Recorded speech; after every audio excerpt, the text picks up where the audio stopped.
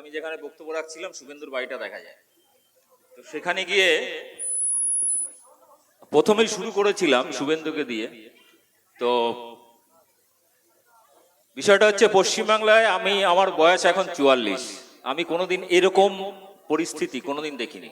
ছোটবেলা থেকে যেভাবে মানুষ হয়েছে কখনোই দেখিনি, এবং কোনোদিন শুনিনি হিন্দু খাত্রে মেহে এই কথাটাও কোনোদিন শুনিনি। বিষয়টা হচ্ছে যে এর আগে সম্ভবত মোগলরা, মুসলিম শাসকরা 700 বছর রাজত্ব করেছে, ব্রিটিশরা 200 বছর, তখন এই ধরনের কোনো স্লোগান ইতিহাসের পাতায় খুঁজে পাইনি। কিন্তু এখন বলছে হিন্দু খাত্রে মেহে। সত্যি তাই, হিন্দুরা কিন্তু সত্যি বিপদে, সেটা মুসলিমদের থেকে নয়। নরেন্দ্র মোদী, অমিত শাহ, শুভেন্দু অধিকারী, দিলীপ ঘোষ, এদের থেকেই হিন্দুরা খাত্রে মেহে, বিপদে। অনেকেই বক্তব্য রেখেছেন, অনেক পয়েন্ট আমি যেগুলো সাধারণত বলি অনেক কিছুই বলে দিয়েছেন। তো আমি ভাবছি যে আমি কি বলবো। মুশকিল হচ্ছে যে ওয়াকাফ বিল, আমি ওটা যেহেতু ইস্যু, আমি ভাবছি ওয়াকাফ বিল নিয়ে শুরু করা যাক। কি প্রচার করা হচ্ছে যে মুসলিমদের ভালোর জন্য ওয়াকাফ সম্পত্তি, এই নতুন অ্যামেন্ডমেন্ট আইনটা আনা হয়েছে। মানে মুসলিম দরদি প্রধানমন্ত্রী, উনি মুসলিমদের জন্য অনেক কিছু করেছেন, কিন্তু হিন্দুদের জন্য কিচ্ছু করেননি।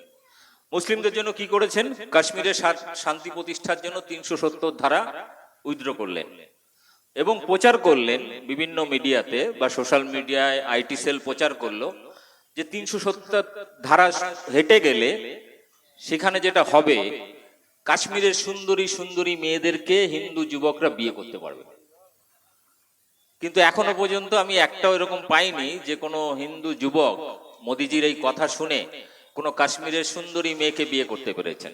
আমি দেখিনি কারোর বাড়িতে, কোনো হিন্দুর বাড়িতে কোনো কাশ্মীরি সুন্দরী যুবক, মানে কাশ্মীরি সুন্দরী যুবতী যারা রয়েছেন তাদের মধ্যে অনেকে হিন্দু আছেন, ওখানে হিন্দু ব্রাহ্মণরা আছেন, বুদ্ধিস্ট আছেন, মুসলিম আছেন, কিন্তু কারোর বাড়িতে আমি এখনো কাশ্মীরি ওই সুন্দরী মেয়েদের বিয়ে করে এনেছেন কোনো ভক্ত, মোদিজির ভক্ত, আমি খুঁজে পাইনি। কিন্তু প্রচার করা হয়েছে যে 370 ধারা হাঁটালে সেখানে নাকি হিন্দুরা গিয়ে জমি কিনতে পারবে। তো ভক্তরা এটা বিশ্বাস করেছিল, কিন্তু সেখানে এখনো পর্যন্ত কেউ জমি কেনেনি। তবে আদানি আম্বানির মতো কিছু কিছু কোম্পানি ওখানে হোটেল, রিসর্ট এবং বিশেষ করে ওখানে আপেল যে কমলালেবুর বাগানগুলো আছে সেইগুলো কিন্তু অধিকার করা শুরু করেছে। তো মোদিজি যা করেন মুসলিমদের ভালোর জন্য। তারপর 3 তালাক নিয়ে এলেন, 3 তালাক উইথড্র করতে হবে। মুসলিমরা যখন তখন 3 তালাক বলে বলে সব মহিলাদেরকে ডিভোর্স দিয়ে দিচ্ছেন, তালাক দিয়ে দিচ্ছেন। তো উনি ঠিক করলেন যে না, মুসলিমদের মহিলাদের এত কষ্টটা মানা যাচ্ছে না, এই কষ্ট দেখা যাচ্ছে না যে 3 তালাক বললেই তালাক হয়ে গেল। তো উনি কি করলেন, মুসলিম মহিলাদের উপরে দরদ উঠলো ওনার, উনি 3 তালাক বাতিল করে দিলেন।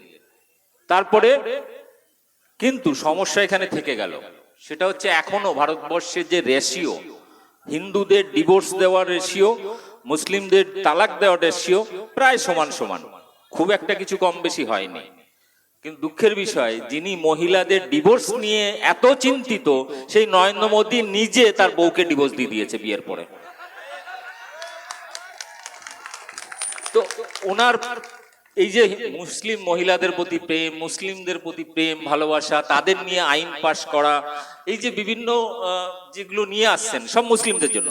আচ্ছা, হিন্দুদের জন্য কোনো আইন নিয়ে এসছে যে হিন্দুরা তার হিন্দু সার্টিফিকেট দেখালে ওই দোকানে গিয়ে মিষ্টি কিনতে গেলে 30% কি 50% ডিসকাউন্ট পাবে?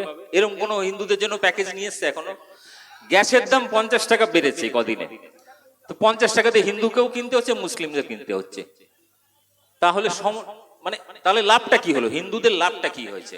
এমনকি যে রাম মন্দির তৈরি করা হয়েছে, আমি আসছি এক এক করে ওয়াকাফ বিলে, রাম মন্দির তৈরি করা হয়েছে হিন্দুদের জন্য বিশাল গর্বের বিষয়। অবভিয়াসলি যারা ভগবান মানেন বা রামকে মানেন, শ্রদ্ধা করেন, পুজো করেন, তাদের কাছে গর্বের বিষয়। 500 বছর নাকি ঘর ছাড়া ছিলেন রাম, তারপরে তাকে যার জন্য ঘর বানিয়ে দিয়েছেন, ভালো কথা। কিন্তু মুশকিল হচ্ছে সেই রাম মন্দির বানাতে গিয়ে 22,000-এর মধ্যে প্রায় 20,000 হিন্দুর এই রাস্তার পাশে বাড়ি, দোকান বুলডোজার দিয়ে গুড়িয়ে দেওয়া হয়েছে। ওই ফৈজাবাদ লোকসভায় যেখানে অযোধ্যা মন্দির অবস্থিত, সেখানকার হিন্দুরা 2024-এর ইলেকশনে গোহারা হারিয়েছে বিজেপিকে। এবার রাম মন্দির তো হলো, কিন্তু ওখানে হিন্দুরা ভোট দিল না মোদিকে। ঠিক আছে, তারপরে মজার বিষয় কি জানেন, এই রাম মন্দির হয়েছে, কিন্তু মুশকিল হচ্ছে রামনবমীর সময় সেখানে কোনো রাম ভক্তকে ঢুকতেই দেয়নি। তারা রাস্তাঘাটে জায়গা না পেয়ে মসজিদের সামনে গিয়ে লুঙ্গি ড্যান্স করছে ডিজে বাজিয়ে। মানে এদের ভক্তির লেভেল দেখলে আমার হাসিও পায়। মানে কোন আমরা কি হয় সারা বছরে 12 মাসে 13 পার্বণ, এবং এখানে পশ্চিমবাংলা হচ্ছে ভারতবর্ষের মধ্যে 1 নম্বর রাজ্য যেখানে সব থেকে বেশি ধর্মীয় অনুষ্ঠান পুজো আচ্ছা হয়। কিন্তু এখানে কোনো পুজো আচ্ছাতে কোনোদিন হিন্দু মুসলিমের কোনো সমস্যা হয়নি, বরং মুসলিমরা ফ্যামিলি নিয়ে প্যান্ডেলে না ঢুকলে অন্তত লাইটিং প্যান্ডেল মানুষের মধ্যে ঘুরে ফ্যামিলি নিয়ে ঘুরতে বেরোন, দোকানপাট লাগান। কোনোদিন কোনো মুসলিম বা কোনো হিন্দুর মধ্যে এই নিয়ে কোনো সমস্যা হয়নি। কিন্তু হ্যাঁ, রামনবমী নিয়ে সমস্যা। কারণ রামনবমীর জন্য কোনো মূর্তি তৈরি করে প্যান্ডেল তৈরি করে কম্পিটিশন হয় না। রামনবমীটা পালন করা হয় মসজিদের সামনে গিয়ে ডিজে বাজিয়ে লুঙ্গি ড্যান্স করে। আমার মাঝে মাঝে সন্দেহ হয় সত্যি সত্যি রাম কি হিন্দু ছিলেন, না সত্যি সত্যি মসজিদের ভিতর নামাজ পড়ছেন, তাকে ডাকতে যাচ্ছে এরা। আমার খুব মাঝে মাঝে অবাক লাগে যে রাম যদি হিন্দুই হবেন তাহলে তো রাম মন্দিরে থাকবেন, কারণ রামের জন্য তো মন্দির হয়ে গেছে অযোধ্যাতে। তাহলে সবার তো সেখানে যাওয়া উচিত, বাইরে গিয়ে ডিজে বাজিয়ে ডান্স করুক না, রামকে বাইরে আনুক, তার সাথে ডান্স করুক, কোনো অসুবিধা নেই। কিন্তু সমস্যাটা হচ্ছে রাম মন্দিরে কেউ যায়নি, এই রামনবমীতে কেউ যায়নি। তাহলে এদের ভক্তিটার জায়গা হচ্ছে, এদের আকর্ষণ করছে বারবার মসজিদের দিকে। আপনারা এক কাজ করবেন, ওরা যখন আসবে ওদেরকে যেমন এবারে রামনবমীতে দেখেছি রাস্তায় অনেক মুসলিম সম্প্রদায়ের মানুষ তারা মিষ্টি, শরবত, কোল্ড ড্রিঙ্কস, জল খাইয়েছেন। আপনারা এরপরে যখন কখনো আসবে তাদেরকে ওইগুলো খাওয়াবেন এবং তাদেরকে কোরআনের অন্তত ওই মানে কি বলবো আপনাদের নামাজের যে পোর্শনটা আছে ওটা ভালো করে শিখিয়ে দেবেন, যে ভাই ওটাও যখন করছে এটা শিখে যাও, এসছো যখন এখানে, যদি কোনোদিন মতিগতি ফিরে এসে নামাজটা পড়ে যাও। কারণ বারবার আমরা দেখছি এদের টার্গেট নিজেদের ধর্মে। আমাদের কি হয়, কালী পুজো, দুর্গা পুজো প্যান্ডেল করে হয়, সব মানুষ যায় দলে দলে, তারা প্রতিমা দর্শন করে এবং সেলফি তোলে, ফ্যামিলি নিয়ে ঘোরে, কোথাও কোনো কিছু হয় না। এমনকি এত পুলিশও লাগে না। এই আজকে যেমন পুলিশ প্রশাসনে যারা দাদারা ভাইরা রয়েছেন, এত পুলিশ প্রশাসন লাগে না, সবাই নিয়ম মেনে ফ্যামিলি নিয়ে। মহিলারা আমাদের কলকাতায় যে পুজোগুলো হয় বড় বড় সব গ্রাম থেকে মানুষ আসে যারা কলকাতা চেনেন না, তারাও দিব্যি ফ্যামিলি নিয়ে বাচ্চা নিয়ে ঘুরে বেড়াচ্ছে ওই ভিড়ের মধ্যে, কোটি কোটি মানুষ। কোনোদিন কোনো সমস্যা হয়েছে বলে আমি শুনিনি, কিন্তু এখন হচ্ছে। নতুন করে রাম ভক্ত হৃদয় হয়েছে। অ্যাকচুয়ালি রামটা কেউ না, রামটা নরেন্দ্র মোদী। কারণ একটা জিনিস বুঝুন, রামের প্রাণ প্রতিষ্ঠা কে করেছে? নরেন্দ্র মোদী। অর্থাৎ রামের থেকে শক্তিশালী মানুষ উনি। আবার গতকাল পত্রিকায় বেরিয়েছে যে রাম ওখানে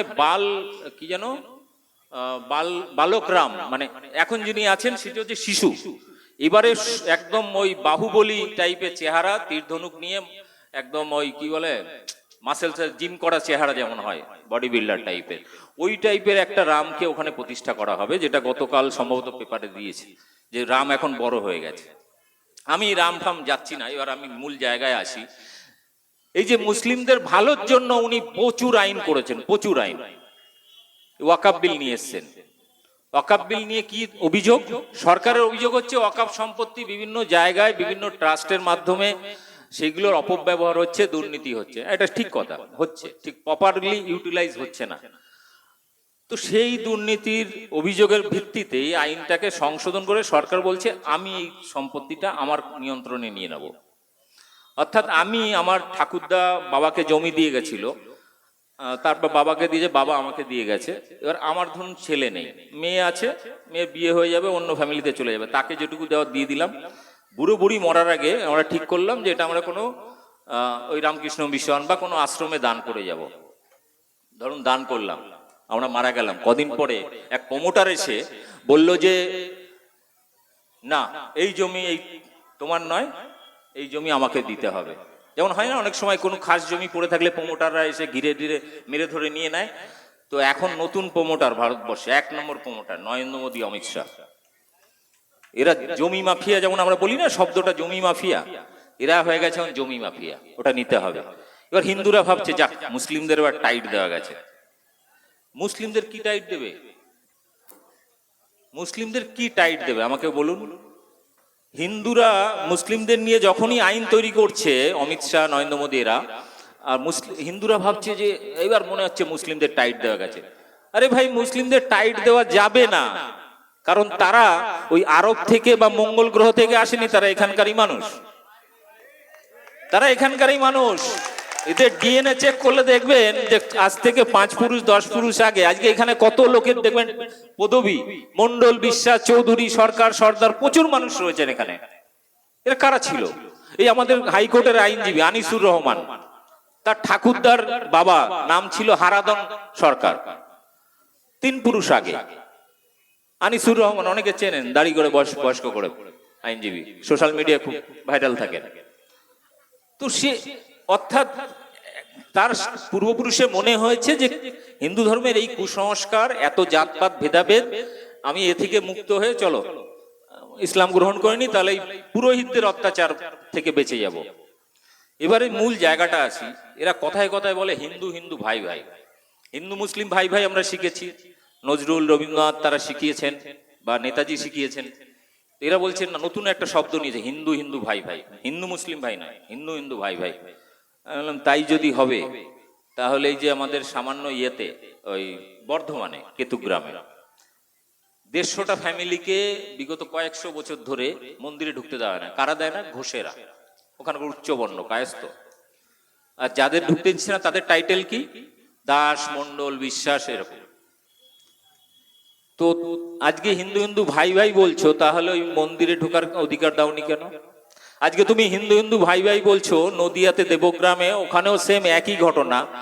আজকে হিন্দু হিন্দু ভাই ভাই বলছো, প্রতিদিন খবরের কাগজ খুললে ভারতবর্ষের গোবলয় বলতে যেটা বোঝায় উত্তরপ্রদেশ, ঝাড়খণ্ড, রাজস্থান, এই সমস্ত এলাকা, হরিয়ানা, ছত্তিশগড়, এই সমস্ত, মধ্যপ্রদেশ, এই সমস্ত জায়গায় প্রতিদিন খবরের কাগজ খুলে দেখবেন সেখানে হিন্দুরাই সব থেকে বেশি হিন্দুদের পিটিয়ে মারছে। এদিকে প্রচার করা হচ্ছে হিন্দু হিন্দু ভাই ভাই। এবারে আমি যদি এতই হিন্দু দরদ থাকে, খুব সিম্পল জিনিস, একটু আগে বলছিলেন, আমি যেহেতু দীর্ঘদিন সিএ এনআরসি নিয়ে কাজ করেছি 5-6 বছর, তো আসামের 19 লক্ষ লোকের নাম বাদ দিল, তার মধ্যে বাঙালি হিন্দুর সংখ্যা হচ্ছে প্রায় 15 লাখের মতো। তাদের নাগরিকত্ব কেড়ে নেওয়া হলো। কিন্তু মজার ব্যাপারটা কি জানেন? ওইগুলো বাদ হতো না। আসামে ক্ষমতায় আসার আগে নরেন্দ্র মোদী বলেছিল যে আমরা আসছি, হিন্দুদের কোনো চিন্তা নেই, সব মোল্লাদেরকে লাথি মেরে বাংলাদেশে পাঠিয়ে দেবো। কিন্তু মুশকিলটা হচ্ছে 19 লাখের মধ্যে 15 লাখ হিন্দু বেরিয়ে গেছে। তো কে কাকে লাথি মারবে? ফলে নরেন্দ্র মোদী হিন্দুদের খুশি করতে গিয়ে যে আইনগুলো মুসলিমদের উপর লাগু করার কথা বলে, প্রতিটা ক্ষেত্রে হিন্দুরাই ফেসে যায় আর হিন্দুরাই মরে। ওয়াকফ সম্পত্তি আমার পৈতৃক সম্পত্তি, বাপ ঠাকুরদার সম্পত্তি, আমি কাকে দান করব, কোন আশ্রমে দেব, কোন মাদ্রাসায় দেব, কোন দরগায় দেব, কোন চার্চে দেব, সেটা আমার ব্যাপার। তুমি কে বলার ভাই? তুমি কে? আজকে আপনারা জানেন না অনেকেই, সেটা হচ্ছে এই যে ওয়াকফ বিল নিয়ে যেটা করলো, এই সেম জিনিস এবার খ্রিস্টানদের মিশনারি বিভিন্ন জায়গায় স্কুল বা কলেজ বা চার্চগুলো রয়েছে, সেগুলো দখল করার জন্য আইন নিয়ে আসছে।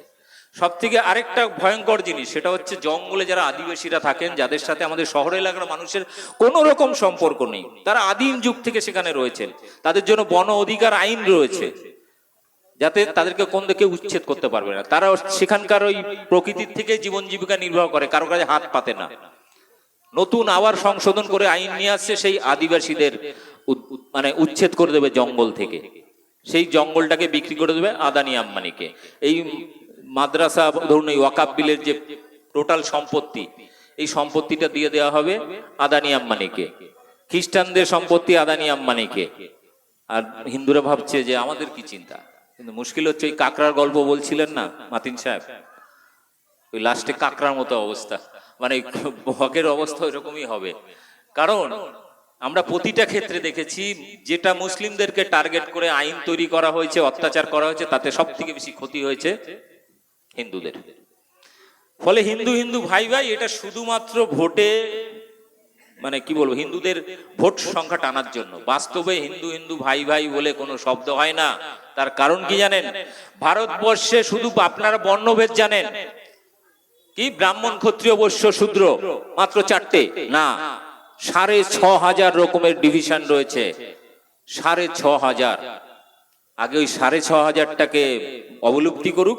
ব্রাহ্মণের মেয়ে শূদ্র ছেলের সাথে বিয়ে করতে পারবে, আর শূদ্রের মেয়ে ব্রাহ্মণের ছেলের সাথে যেদিনকে বিয়ে করতে পারবে, সেদিনকে বলবো হ্যাঁ এবার হিন্দু হিন্দু ভাই ভাই স্লোগান দাও, এবার হবে। কিন্তু মুশকিলটা হচ্ছে ভারতবর্ষে এটা কোনোভাবেই সম্ভব নয়, কারণ প্রচুর শঙ্করাচার্য থেকে শুরু করে এমনকি RSS এর যে MS গোলওয়ালকার, তাদের বই পড়বেন, মনুসংহিতা পড়বেন, সেখানে পরিষ্কার হয়েছে বর্ণভেদ প্রথা তুলে দিলে হিন্দু ধর্মের অস্তিত্বই থাকবে না। ফলে কোনোদিন বর্ণভেদ প্রথা যাবেও না, হিন্দু হিন্দু ভাই ভাই হবেও না। যদি অত্যাচার আবার করে, এখন মুসলিমদের রয়েছে, মুসলিমদের ধরুন দাবিয়ে দিল, তারপরেই আদিবাসী দলিত পিছিয়ে পড়া সমাজের মানুষ, যাদের সংখ্যাটা প্রায় 85%, এদের উপর টর্চার শুরু করবে। একটা সময় রাজা এবং জমিদারদের সময় ব্রাহ্মণদের অত্যাচারেই মানুষগুলো ইসলাম গ্রহণ করেছিল, বুদ্ধিস্ট হয়ে গেছিল, অনেকে খ্রিস্টান ধর্ম নিয়ে নিয়েছিল। এবারে কি হবে জানেন? আগামী দিনে বাঁচার জন্য এই জাতপাতের চক্করে আর এই নোংরা সাম্প্রদায়িক রাজনীতির চক্করে যখন একটা দলিত আদিবাসী নির্যাতিত হবে এই ব্রাহ্মণদের দ্বারা, মানে উচ্চ বর্ণের যারা ক্ষমতায় রয়েছে, বিজেপিতে আরেকটা জিনিস আছে, উচ্চ বর্ণ হলে উঁচু পদ, নিম্ন বর্ণ হলে লোকাল ওই অবধি থাকবে, মন্ডল অবধি থাকে। এবার মুশকিলটা হচ্ছে যে এই অত্যাচার যখন শুরু হবে, তখন ভারতবর্ষে আরেকবার, যেমন মোগল আমলের আগে হয়েছিল, আরেকবার সব এই সমস্ত 85% মানুষ সব আবার ইসলামে পালিয়ে আসে।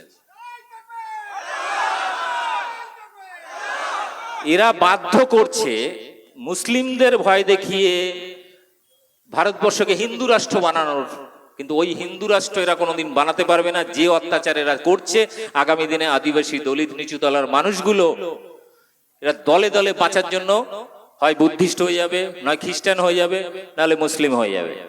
মুসলিম ধর্মের একটা সুবিধা, এরা যেমন শান্তির কথা বলে, প্রয়োজনে নিজের জীবন দিতে পারে, সেটা স্বাধীনতা সংগ্রামে আমরা দেখেছি। এই ব্যাপারে শুভেন্দু অধিকারীর একটা বক্তব্য ছোট্ট একটু শুনিয়ে দিই। এই যে এত মুসলিম বিরোধী কথা বলে, চাংদোলা করে MLA-দের বিধানসভার বাইরে ফেলে দেবো, তো শুভেন্দু অধিকারী যখন বিজেপিতে যাননি, তার আগেকার একটা বক্তব্য, এই বক্তব্যটা আপনারা একটু শুনুন। পাকিস্তানের সমর্থক, তার শুনে রাখুন, ইতিহাস পড়বেন। স্বাধীনতা আন্দোলন প্রথম শুরু হয়েছিল উত্তরপ্রদেশে দেওবন্দ মাদ্রাসা থেকে, আর সেটা জমিয়ত উলামা হিন্দের মাদ্রাসা। সেই জমিয়তের তিনি হচ্ছেন আমাদের দেশের অন্যতম প্রচারক সংগঠন। এটা একটা সেকেন্ড শুনুন।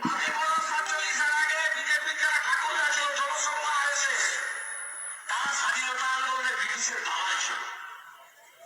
RSS এর যিনি অন্যতম সংস্থাপক সরকার, জেলে বসে লিখতেন চিঠি যে আমি তোমাদের স্পাই হব, গোয়েন্দাগিরি করব, স্বাধীনতা আন্দোলনকারীদের ধরিয়ে দেব, আমাকে শুধু জেল থেকে ছাড়িয়ে দাও। রাজা কার ছিল? ব্রিটিশের দালাল। আমরা গান্ধীজিকে পুজো করি, এরা রাজঘাটে গিয়ে সকালবেলা গান্ধীজিকে মালা পরায়, আর বিকেল বলছেন যে ভারতবর্ষের স্বাধীনতা সংগ্রামে এই জমিয়তে উলামা হিন্দ, এরকম আরো বহু মুসলিম সংগঠন ছিলেন, তারা স্বাধীনতার জন্য প্রাণ দিয়েছেন। প্রচুর আলেম উলামা মৌলানা, এমনকি বিভিন্ন মাদ্রাসার ছাত্রছাত্রীরা প্রাণ দিয়েছিলেন। যার হিসাব যদি আপনারা করতে বসেন, ভারত সরকারের 1971 সালে একটা সিরিজ বেরিয়েছে বইয়ের, সেখানে মুসলিম স্বাধীনতা সংগ্রামীদের একটা তালিকা আছে। যে তালিকা যদি আপনারা দেখেন, যদি ট্যালি করেন যে ভারতবর্ষে মুসলিমরা স্বাধীনতার জন্য কত % প্রাণ দিয়েছে, আর হিন্দু বা অন্য ধর্মের শিখ বা বুদ্ধিস্ট দিয়েছে, তাহলে কিন্তু লজ্জায় পড়ে যাবে বিজেপি RSS। এই জন্য এরা ইতিহাসটা ভুলিয়ে দিতে চাইছে। শুভেন্দু অধিকারী বলছেন যে ভারতবর্ষে RSS এর একজনও প্রাণ দেয়নি স্বাধীনতার জন্য। শুভেন্দু অধিকারী বলছেন, ইতিহাসের কথা এগুলো, শুভেন্দু অধিকারী বলছেন যে মুসলিমরা সবচেয়ে বেশি প্রাণ দিয়েছেন। শুভেন্দু অধিকারী এটাও বলছেন যে এই RSS এর যারা নেতা ছিলেন, তারা ব্রিটিশদের গোলামি করেছেন, ব্রিটিশদের খোঁচর হিসাবে, চর হিসাবে বিপ্লবীদের ধরিয়ে দেওয়ার কাজ করতেন। সাভারকার 1 নম্বর, তারপরে রয়েছে লাস্ট অটল বিহারী বাজপেয়ী। এবার এটার ডকুমেন্ট সামান্য কিছু পাওয়া যায়, পুরোপুরি নেই। কিন্তু সাভারকার 9 বার মুচলেখা দেওয়ার পরে জেল থেকে মুক্তি পায় এবং আজীবন ব্রিটিশদের গোলামি করে যায় এবং স্বাধীনতা আন্দোলন নিয়ে কোনো কথাই বলে না। এমনকি MS গোলওয়ালকার RSS এর দ্বিতীয় সরসংঘচালক, সব থেকে প্রধান এবং আইডিওলজিক্যাল গুরু, ওদের আদর্শগত RSS এর যে গুরু MS গোলওয়ালকারের বইতে পরিষ্কার লিখছেন, এই যারা স্বাধীনতা সংগ্রামের জন্য ব্রিটিশকে তাড়ানোর জন্য প্রাণ দিচ্ছেন, মানে নেতাজি সুভাষচন্দ্র থেকে শুরু করে ভগৎ সিং থেকে মাস্টারদা সূর্য সেন থেকে যত লাখো লাখো হিন্দু মুসলিম প্রাণ দিয়েছেন, সেই সমস্ত বিপ্লবীরা মানে কি বলবো, তিনি বলছেন যে এরা সময় নষ্ট করেছেন, নিজের তুচ্ছ কারণে জীবন দিয়েছেন, এর কোনো মূল্য নেই। আপনারা বরং দেশকে হিন্দু রাষ্ট্র বানানোর দিকে এগোন। ব্রিটিশ আমলে দাঁড়িয়ে এই কথাগুলো বলছেন। মুশকিলটা হচ্ছে যে এই বিজেপি RSS আজকে আমাদেরকে কি দেখাচ্ছে? দেশভক্তি শেখাচ্ছে। 2002 সাল পর্যন্ত RSS এর নাগপুরের সদর দপ্তরে বিজেপি এই তিরঙ্গা পতাকা তুলতো না। 2002 সালে গুজরাট দাঙ্গার পর যখন মুখ পুড়ল সারা পৃথিবীর কাছে, তখন এই ঝান্ডা নিয়ে দৌড়দৌড়ি। এখনো পর্যন্ত MS গোলওয়ালকার থেকে শুরু করে তাদের পুরনো বিভিন্ন লেখালেখিতে এই তিরঙ্গা পতাকা সম্পর্কে লিখছে, এটা 3 রঙের পতাকা, এটা অশুভ, এটা ভারতের জাতীয় পতাকা হতে পারে না, আমাদের গেরুয়া পতাকাই ভারতের জাতীয় পতাকা হবে। আজকে এই জন্য লোক দেখানো জাতীয় পতাকা নিয়ে লাফালাফি করে, এই পতাকাকে তিরঙ্গা পতাকা ওরা সম্মানই করে না, এমনকি জনগণ মন গান পর্যন্ত করে না, 15ই আগস্ট স্বাধীনতা দিবস পালন করে না। তারা আমাদেরকে শেখাচ্ছে দেশভক্তি, আবার হিন্দু ধর্ম শেখাচ্ছে, নতুন ধরনের হিন্দু ধর্ম। কিরকম ধর্ম? নতুন ধরনের হিন্দু ধর্ম। বিষয়টা হচ্ছে আমাদের হিন্দু ধর্ম আমরা কাছ থেকে শিখি। স্বামী বিবেকানন্দ, রামকৃষ্ণ পরমহংস, শ্রী চৈতন্য, আমরা এদের কাছ থেকে হিন্দু ধর্ম শিখে এসেছি। আর তারা আমাদেরকে এখন শেখাচ্ছে এমন একটা হিন্দু ধর্মর কথা প্রচার করছে, যেটা দিয়ে সারা বিশ্বের কাছে হিন্দুত্বকে কলঙ্কিত করছে এরা। যে হিন্দুত্ব আমরা দেখে এসেছি বা আমরা শিখে এসেছি, সেই হিন্দু ধর্মের শব্দটা নিয়েছে, কিন্তু পুরো ধর্মটাকে কুলুষিত করছে। আর এরা শেখাবে আমাদের হিন্দুত্ব, এরা শেখাবে দেশভক্তি। যে মুসলিমরা প্রতিদিন নামাজ পড়তে গেলে 5 বার অন্তত মাটিকে চুম্বন করে, সেই মুসলিম যারা সব থেকে প্রায় স্বাধীনতা সংগ্রামে প্রায় 70% বেশি স্বাধীনতার জন্য জীবন দান করেছিলেন, তাদেরকে দেশভক্তি শেখাচ্ছে। আর যে বাঙালি, যে শিখ ধর্মের লোকেরা এই স্বাধীনতার জন্য সব থেকে বেশি প্রাণ দিয়েছিল, তার সেই দেশ মানে সেই রাজ্য দুটোকেই টুকরো করে অর্ধেক পাকিস্তানে পাঠিয়ে দিল পাঞ্জাবে, অর্ধেক বাংলা টুকরো করে বাংলাদেশে যুক্ত করে দিল। এর পেছনে RSS এর ষড়যন্ত্র। যাই হোক, এবার একটু মজার কথায় আসি। মজার কথা হচ্ছে যে বিষয়টা হচ্ছে যে অনেক তথ্য আপনাদের দিলাম, কিন্তু মুশকিল হচ্ছে যে বিজেপি যেটা করতে চাইছে সেটা ভয়ঙ্কর। এরা আজকে যারা ভাবছে যে মুসলিমদের বিরুদ্ধে এত কিছু করছে, বিষয়টা এরকম নয়। এরা শুধুমাত্র মুসলিমদের খেপিয়ে তুলে, মুসলিমরা যাতে রাস্তাঘাট অবরোধ করে, 2-4টে গাড়ি ভাঙে, এটা দেখিয়ে হিন্দু ভোটকে একদিকে নেওয়ার চেষ্টা। ফলে ওই ফাঁদে যদি আপনারা পা দিয়েছেন, তাহলে বকলমে আপনি বিজেপির হয়ে, RSS এর হয়ে মানে কি ভাড়াটে সৈন্য হিসেবে কাজ করছেন। ফলে কেউ যদি বাড়ির ছাদ থেকে কেউ টুক করে একটা ইট মারলো, সঙ্গে সঙ্গে তেড়ে গিয়ে তার বাড়ি ভাঙচুর করার দরকার নেই, কারণ এটা প্ল্যানিং। ওটা প্ল্যানিং আমরা দেখেছি মুর্শিদাবাদে। আমি মুর্শিদাবাদে বারবার যাই বিভিন্ন প্রোগ্রামে, বারবার বলে এসেছি, কিন্তু ওখানে কিছু উচ্ছৃঙ্খল ছেলে বাচ্চা কাচ্চা গতকাল যে কাণ্ডগুলো করেছে, মুর্শিদাবাদের নাম ডুবিয়ে ছেড়েছে তারা। একটা মিছিল যাচ্ছিল, সেই সকালে যে শুরুটা, শামসেরগঞ্জে মিছিল যাচ্ছিল, বাড়ির ছাদ থেকে ঘোষেদের পাড়া পড়ে একটা বাড়ির ছাদ থেকে কোনো বাচ্চা বা কেউ একটা ঢিল ছুঁড়েছে, সেটা গিয়ে পড়েছে একটা বাচ্চা ছেলের মাথায় যারা মিছিল করে যাচ্ছিল। সেটা নিয়ে উত্তেজনা শুরু, দোকানপাট ঘর বাড়ি ভাঙা শুরু হয়ে গেছে। এমনকি খলিলুর রহমান ওখানকার যে MP, তার পর্যন্ত দোকান এবং কারখানা ভেঙে দিয়েছে। ফলে বারবার বলছি, এটাকে দেখিয়ে রিপাবলিক টিভি এখন প্রচার করছে, দেখো হিন্দু খাতরে মেহে, এটা দেখানো। কিন্তু বাস্তবে হিন্দুরা সব থেকে বেশি বিপদে পড়েছে এই বিজেপি RSS এর আমলে। কারণ এরা, আপনি যদি বাঙালি হন, তাহলে আপনি ভারতের নাগরিক নন। আপনাকে প্রমাণ দিতে হবে যে আপনি বাংলাদেশী নন, আপনি ভারতের নাগরিক। কিন্তু ভারতবর্ষের কোন ভাষার মানুষকে এই প্রমাণটা দিতে হয় না, কারণ ওরা বাঙালিকে ভয় পায়, কারণ বাঙালি নেতাজি সুভাষচন্দ্রের জাত। ফলে এই কারণে বাঙালিকে জব্দ করার জন্য একের পর এক নতুন আইন নিয়ে আসছে। শুধু এনআরসি সিএ নয়, নতুন ইমিগ্রেশন এন্ড ফরেনার অ্যাক্ট 2025 কদিন আগে পাশ করলো। সেখানে বলছে কেউ যদি নিজের নাগরিকত্ব প্রমাণ করতে না পারে তার 7 বছরের জেল, 10 লক্ষ টাকা জরিমানা। এতে বিপদে পড়বে কারা? বাংলাদেশ থেকে কারা এসেছে? হিন্দুরা এসছে। তাহলে কি হলো? হিন্দু হিন্দু ভাই ভাই। তোমার যদি হিন্দু দরদ থাকতো তাহলে নিঃশর্ত নাগরিকত্ব দিয়ে দিতে, যে হিন্দু হয়েছে সার্টিফিকেট দেখাও, নাগরিকত্ব নাও। এটা করেনি। ভারতবর্ষে আজকে 10,000-এর বেশি বাঙালি হিন্দু জেলে, বিভিন্ন জেলে রয়েছে ভারতবর্ষে বিভিন্ন রাজ্যে। কই সেই বাঙালি হিন্দুদের জন্য দরদ নেই? দলিত আদিবাসী বা নিচুতলার হিন্দুদেরকে যেভাবে পিটিয়ে পিটিয়ে মারছে বিভিন্ন জায়গায়, কই তাদের জন্য একটা কথাও তো বলে না নরেন্দ্র মোদী, অমিত শাহ কিংবা শুভেন্দু অধিকারী? একবারও কথা বলে না। বিষয়টা হচ্ছে এটাই যে মুসলিমদেরকে দেখিয়ে আসলে হিন্দুদের ক্ষতি করার জন্য, তাদের সমস্ত অধিকার কেড়ে নেওয়ার জন্যই কিন্তু এটা। আজকে যে হিন্দুরা ভাবছে মুসলিমদের টাইট দেওয়ার জন্য আইন নিয়ে এসছে, না, এটা জাস্ট টোকেন। কারণ এই মুসলিমদের মেরুদণ্ড যদি ভেঙে দিতে পারে তাহলে হিন্দুর যে নিচু জাতের মানুষগুলো যেদিনকে তার সম্পত্তিগুলোই বিজেপি দখল করবে, তখন হিন্দু ভাইরা দাঁড়ানোর মতো শক্তিই পাবে না। এবং আপনাদের মনে করিয়ে দিই যে সিএ এনআরসি নিয়ে মানুষ রাস্তায় নেমেছিলেন আপনারা, সেই আইনে কিন্তু মুসলিমদের ক্ষতির পরিমাণ ছিল সামান্য, কিন্তু সব থেকে বেশি ক্ষতির পরিমাণ হিন্দুদের। তার নমুনা আসাম এবং সারা ভারতবর্ষে প্রতিদিন হচ্ছে। গত সপ্তাহে দিল্লিতে 4 জন কুয়াক ডাক্তার, মানে হাতুড়ে ডাক্তার যারা আর কি, গ্রামীণ ডাক্তার, 4 জনকে তুলেছে এবং ডিটেনশন ক্যাম্পে পাঠিয়ে দিয়েছে। বাঙালি হিন্দু, কই হিন্দু দরদ তো দেখলাম না। তাদের জন্য একবারের জন্য বিজেপি আর এসে যায়নি, কোর্টে পর্যন্ত যায়নি তারা।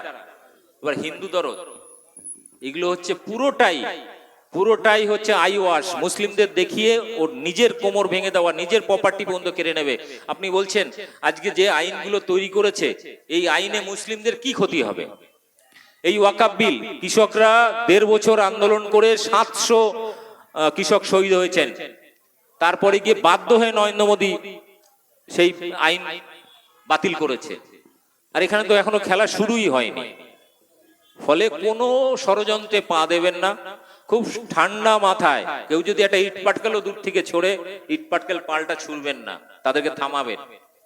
কোন রকম ষড়যন্ত্রে পা দেবেন না। যদি দিয়েছেন তাহলে বুঝলেন যে আপনি বিজেপি আরএসএস এর পাতা ফাঁদে পা দিয়েছেন, মানে বলির বকরা আপনি হয়ে গেলেন। একটা ছেলে ভুল করবে, ওরা 100টা ভোট হিন্দুদের টেনে নেবে। ফলে এই ভুলে পা দেবেন না।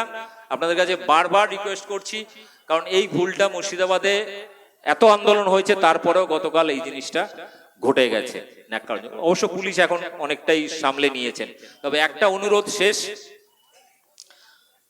নরেন্দ্র মোদী বা অমিত শাহ বা শুভেন্দু, এদের বিষয়টা হচ্ছে আর কোনো ইস্যু নেই। মানুষের কাছে কি চাইতে যাবে, কি নিয়ে ভোট চাইতে যাবে? আমি একটা সকালবেলায় একটা বিজেপি আরএসএস এর একটা ছেলে আমাকে হোয়াটসঅ্যাপ করছে সকাল থেকে, বলছে যে তুমি কেন নরেন্দ্র মোদী, বিজেপি, শুভেন্দু এদের বিরোধিতা করো? আমি বললাম আমার জন্য কি করেছে, একটা হিন্দুর জন্য কি করেছে? ও তখন লিখছে 370 ধারা বিলোপ করেছে।